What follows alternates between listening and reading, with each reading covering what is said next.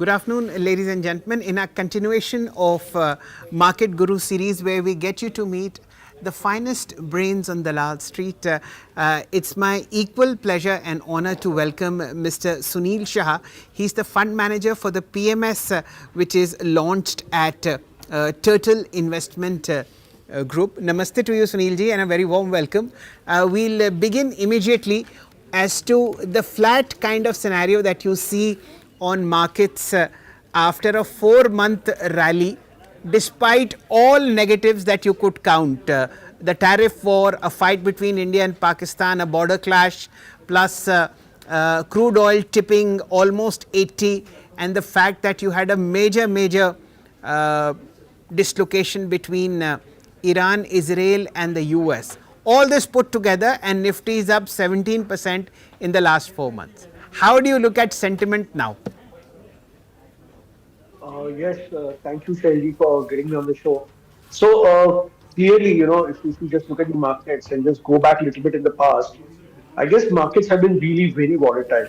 Just during COVID Yes. time, the volatility was as high as 90%. When I say Yes. 90%, I'm just trying to compare the high and low for the Sensex in any given calendar year. Yes. So that was at about 90%. Then in the next year, it was about 35%.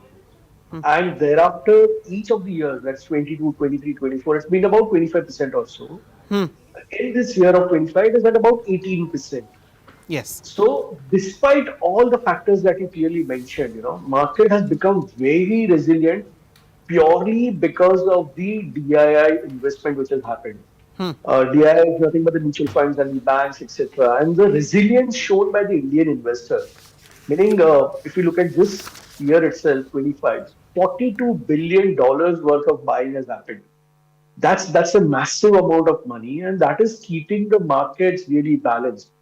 So for a change when historically anything would happen in the world, people would panic, people would, sell the Indian stocks and we could see price corrections.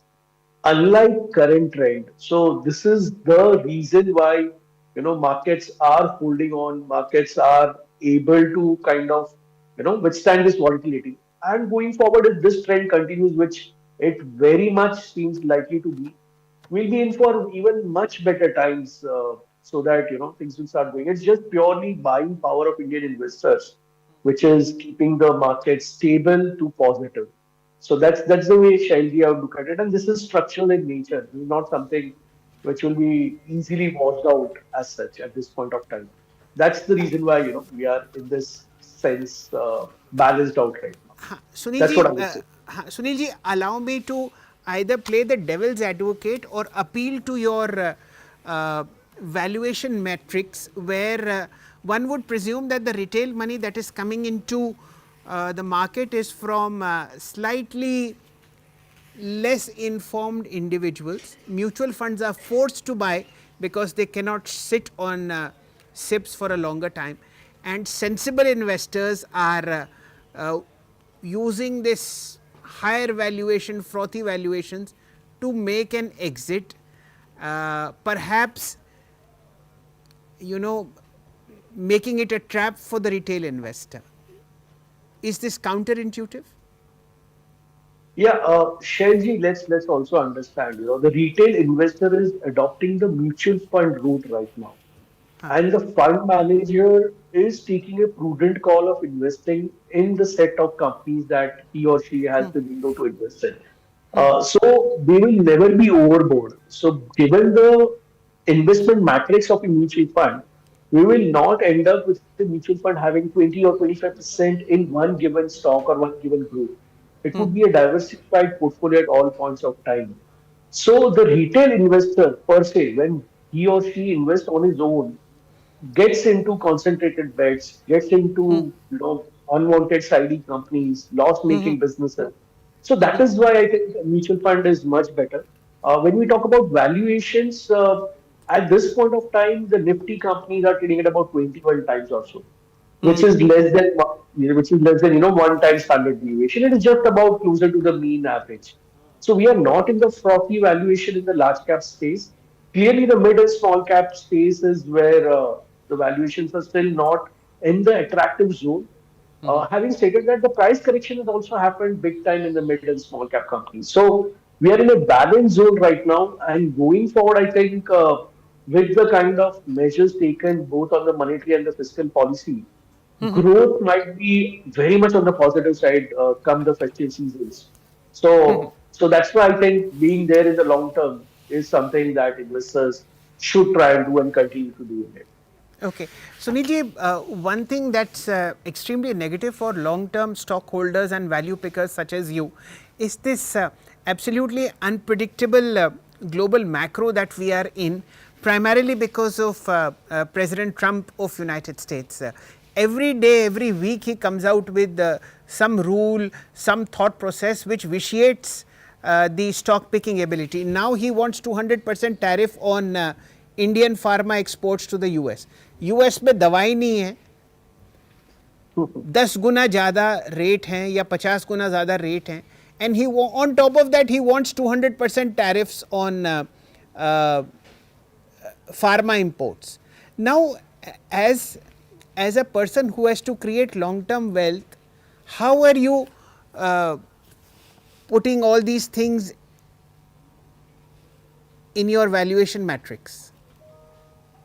Sure. Shailji, so clearly, this tariff thing, which is there from Mr. Trump, is something which is keeping everybody on their tenterhooks.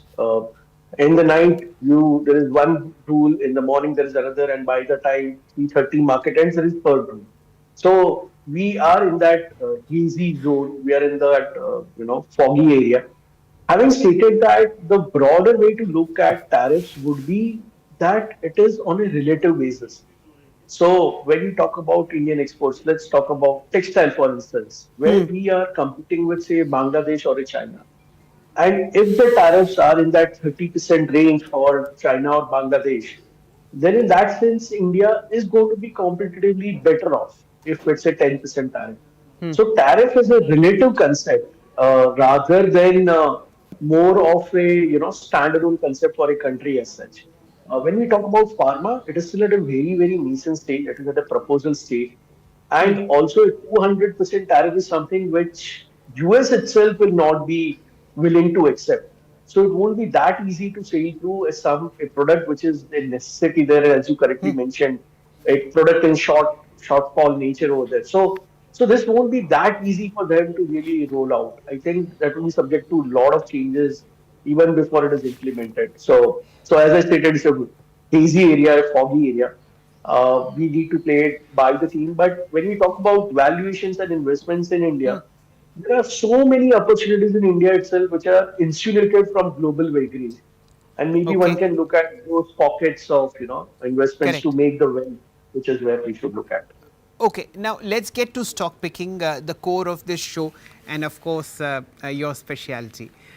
In this kind of an environment, I'm presuming you are looking at domestic oriented stocks which are more or less immune to what Trump wants to do. Now, in this domestically oriented market, what are the 2 or 3 sectors that you like in terms of long term wealth creation, and then we'll dig deeply into each one of them. Let's have the sectors first. Sure, Shanji. So let me just give you a perspective and maybe a slightly longer thought over here. Uh, let's talk about markets. And if you look at the 5 lakh crore club, which is the top 5-10 companies which are there, the Reliance of the world, the HDFC, TCS, allied group of about 7-8 companies. And if we try to find what is common, let's say between a Reliance and an ITC, or a Hindustan Lever and an LIC, or an SBI and an HDFC Bank, the big point there is all these companies serve crores of customers, and the crores of customers are served profitably by these companies. Hence, they are in that league. So, Reliance today would have more than 40 to 43 crore Geo mobile users. SBI is 42 crore bank account holders. ITC, I don't know how many crore people smoke cigarette in our country, so on and so forth. So, are we in a position to find a company which is small today, serving few crore customers or lakh customers profitably, and can scale up to, let's say, 20, 25, 40 crore customers? So two pockets come to my mind, the theme so called, where there could be companies which are still not in that top league. One being tourism, and the second being financialization. Both these themes have a long runway of growth, and it is easy pickings. It is not something which is a great rocket science to identify that tourism in this country is going to grow with a rising standard of living. And likewise, the financialization, where more and more money is going to get converted to the financial world. So these two themes, to my mind, are aptly placed for the next journey of wealth creation opportunities that we are always on the lookout for, Shelby. So that's my thought process. Okay. So, financialization, I'll request the PCR to kindly fire the long term charts of BSE, CAMS, CDSL, a couple of brokers like Angel One, maybe ICICI Securities as well. And as these charts and their 1 year gain comes in front of you, let's see what Sunilji likes. Sunilji, we've had a lot of conversations in many events on BSE in particular, and the kind of wealth that it has generated in the last 3 years is phenomenal. Within this wealth creation space, wealth management space, are there any picks that you like? Yes, Shelby, so the two ideas that I would look at largely in the financialization theme would be CDSL and CAMS. To my mind, when I talk about CDSL, I think currently we are talking about equities in the demat form.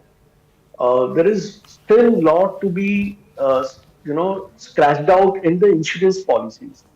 Uh, as country progresses, and I would not rule this out as well, that the real estate itself gets in the demat form with time to come.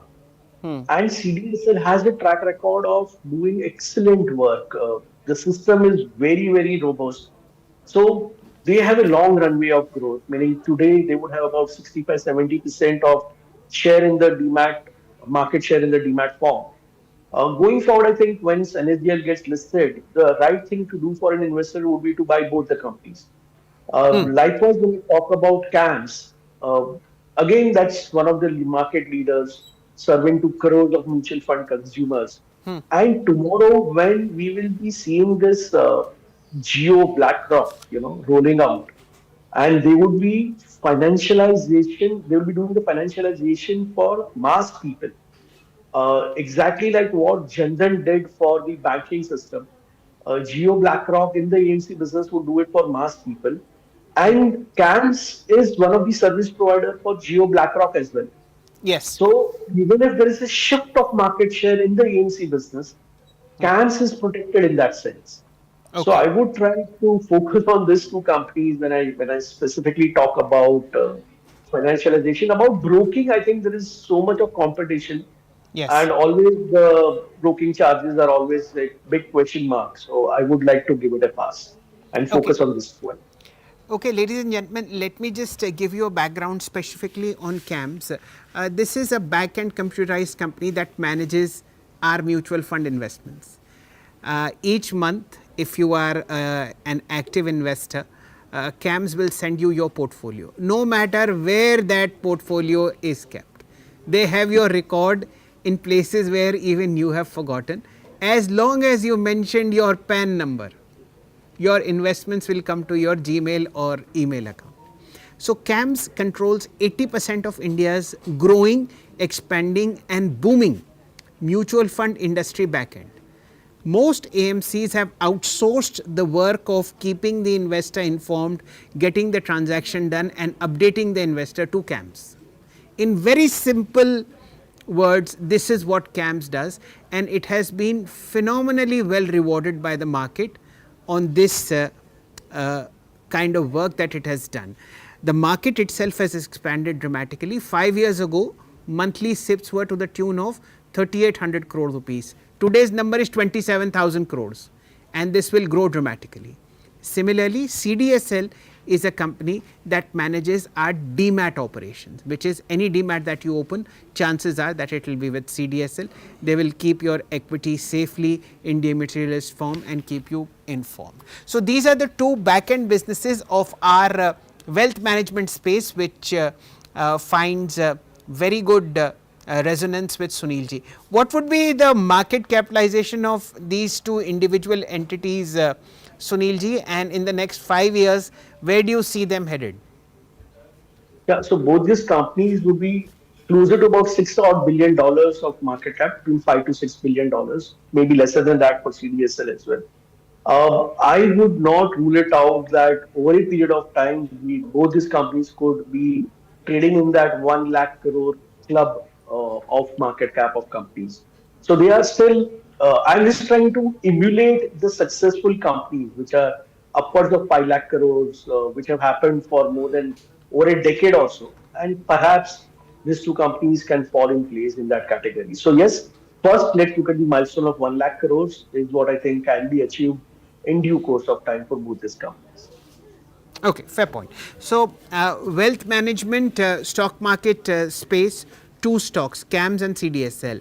Any space which is domestically oriented on the industrial side, Sunilji, which attracts your attention by doing nothing over the last 3 years? Sorry, by letting out, can you just come again with the last line? I missed that. Which has done nothing in the last 3 years at a time when the markets themselves have doubled. Uh, okay, so I think couple of areas there. These are purely large cap businesses, completely established. One of the stock ideas which I like is HDFC Bank there. My sense is the company currently is earning a profit of about 65 odd thousand crores. And in the next 3 years, it would reach more than 1 lakh crores or so. At a profitability of 1 lakh crores, even if it trades at a multiple of 25, which will give it a market cap of 25 lakh crores, from the current zone of about 15 odd lakh crores of market cap. So in the next 3 year period, 15 becoming 25 is comfortable 60-65% return in an established, proven, real long-term, great credibility-oriented company like HDFC Bank. And similar analogy can be applied even for Reliance Industries. Reliance is maybe about 70 odd thousand crores of profit, and in the next 3 years, it should easily earn more than 1 lakh 10,000 crores or so. So at a multiple of about close to 30 times, it should be a 30 lakh crores market cap from the current size of about 20 lakh crores or so. So both these ideas are proven, established. That's what I'm saying, Shelby. Research or money making is just in front of our eyes. All we need is temperament and the understanding to buy and hold the stocks and ride through the volatility of the markets. So when I talk about Reliance, HDFC, I think these two ideas to me, my mind, are no-brainer companies where a lot of money can be made from here as well. Okay. Sunilji, anything else that attracts your attention? Perhaps cement. This is a sector that's been a disappointing investment for long-term shareholders. Apart from Ultratech cement, which is perhaps at a record high, also it's given single-digit returns. Do you find value at cement? And is it a value trap by any chance? Yeah, Shelby, the cement sector has been one of the most neglected ones. That's not where a lot of money has been made in the past. But if you just go back 3 years back, the way in which chemical sector market really rewarded on the basis of price hike which happened in the sector, I think in the cement sector there's going to be a massive turnaround in terms of the savings in cost. So when you talk about cement, 40% of the cost is of power there. In fact, the raw material is cheaper than power. Power is the largest cost in a cement manufacturing process. And companies in the sector are migrating from thermal power to solar power. So Shree Cement, which is the most efficient player in the fourth quarter of FY25, Shree Cement posted highest EBITDA ever in their life. This was because they migrated to renewable, that's solar power, from the thermal power, and that is translated into profitability margins of profit shooting up for Shree Cement. Going forward, the same theory, same strategy would be applied by majority of the cement companies. So I think cement companies stand there to gain in that fashion. So we might not see a volume growth, we might not see a price of cement going up, but there would be a massive improvement in margin for the sector as well. So I think maybe about 30% kind of a growth in cement profitability could happen in the next year and a half or so. And that will Okay. drive the stock prices as well. So that's a thought process, Shelly. So, intense competition is preventing cement companies from raising top line, but they are in full control of their costs, which means power, which is about 40-50% of the entire cost of a cement bag. If that 40-50% can be halved, ladies and gentlemen, then cement companies on the same sales will become more profitable because their costs will come down, and that might spark a rally, is what Sunil ji is trying to imply. Any favorites in the cement space apart from Shree? Yeah, so my preference clearly would be Shree being the leader, followed by an Ultratech, the big diversified player which is there, and we also have a Star Cement. Star Cement is a play on the northeast side of infra development in the country. So these are the three companies, and yes, Ramco, of course, I missed that out. So there are the Yes. four companies that one should look at: Ramco Cement for south, Star for the north, and Ultratech for the diversified play in country itself.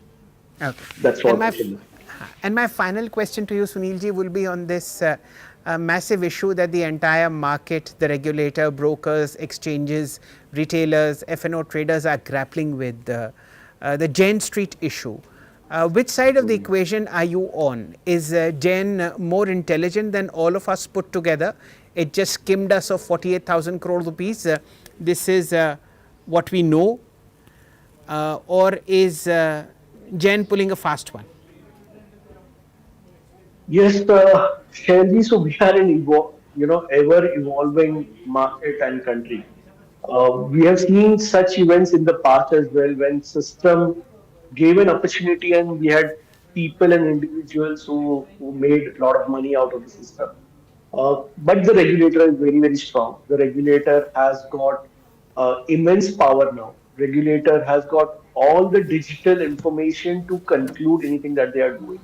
So system was, taken advantage of, but the regulator is clearly going to come big time on such kind of players and prevent such things from happening in the future. So we are evolving, and even again in future we'll come across such situation and such points of time where there will be some loophole somewhere which someone will kind of explore and exploit it.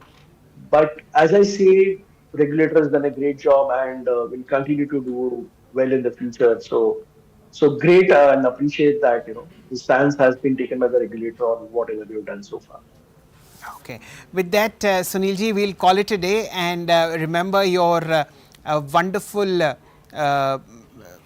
stock picks on the wealth management size, which is CAMS and CDSL, in the large caps, HDFC Bank and Reliance, and of course in the cement space, Star, Ultratech and Shree. Thank you so much for your time, and I look forward to meeting you in person over the weekend in Mumbai.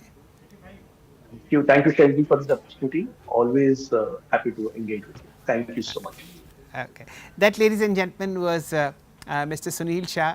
He's the fund manager at SRE PMS, a wonderful stock picker and indeed a creator of a lot of value and wealth over the past many decades. Thank you so much, and please do take an independent view on the 4 or 5 stocks he has mentioned in case you want them to be a part of your portfolio for the long term. Thank you for watching.